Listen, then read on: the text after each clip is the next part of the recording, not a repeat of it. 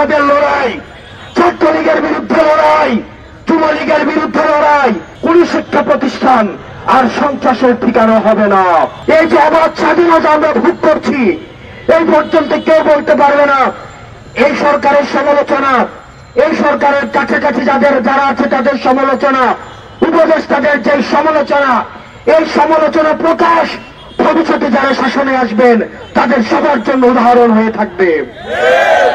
আমরা আমাদের এই শিক্ষাঙ্গনে, আমাদের শিক্ষা প্রতিষ্ঠানে অবারিত এই মুক্ত চিন্তা এবং মনস্তাত্ত্বিক সমৃদ্ধির যেই আমরা রাস্তা সুপ্রশস্ত করেছি, আমরা চাই না নামে বেনামে কোন ধরনের ছাত্র সংগঠন শিক্ষার্থীদের আবার প্রতিপেপে ধরুক।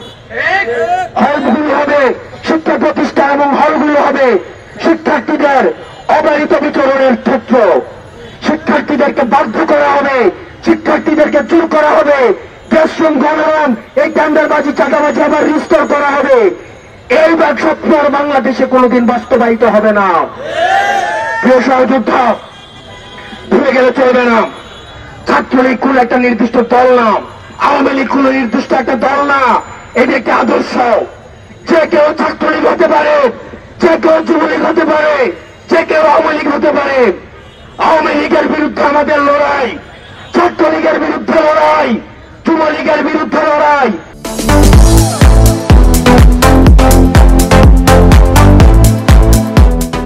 নির্যাতন নিপীড়নের বিরুদ্ধে লড়াই এবং ফ্যাসিবাদের বিরুদ্ধে লড়াই, এগুলো একটা বিপ্লবের জন্ম থেকে মৃত্যু এই মাঝামাঝি সময় অব্যাহত থাকবে।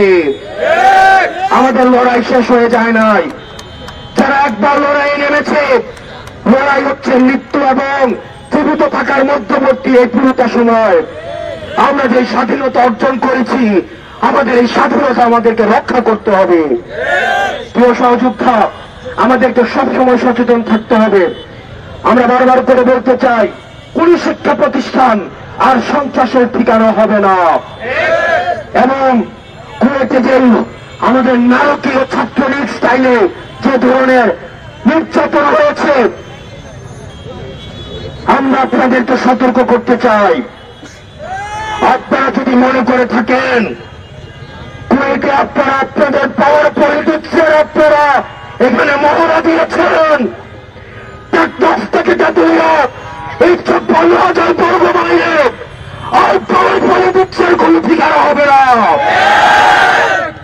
কুয়েটে যেই নারকীয় যে নির্যাতন হয়েছে এবং জুলাই ব্যাপী যে ধরনের নারকীয় নির্যাতন হয়েছে, আগামীকাল সারা বাংলাদেশের সকল শিক্ষা প্রতিষ্ঠানে এই নারকীয় নির্যাতনের ভিডিও চিত্র প্রকাশিত হবে। এই জুলাইকে আমরা বারবার মনে করিয়ে দিতে চাই এবং আমাদের আগামীকালের কর্মসূচি সারা বাংলাদেশের প্রত্যেকটা শিক্ষা প্রতিষ্ঠানে আমাদের যে জুলাইয়ের নারকীয় যে নির্যাতন নিপীড়ন এবং গতকালের এবং আজকের কুয়েটে যে নির্যাতন নিপীড়ন চালানো হয়েছে, আবার আমরা দেখেছি হেলমেট বাহিনীর আগমন হয়েছে, রামদা বাহিনীর আগমন হয়েছে, তাদেরকে আবার জাতির সামনে প্রকাশ করা হবে।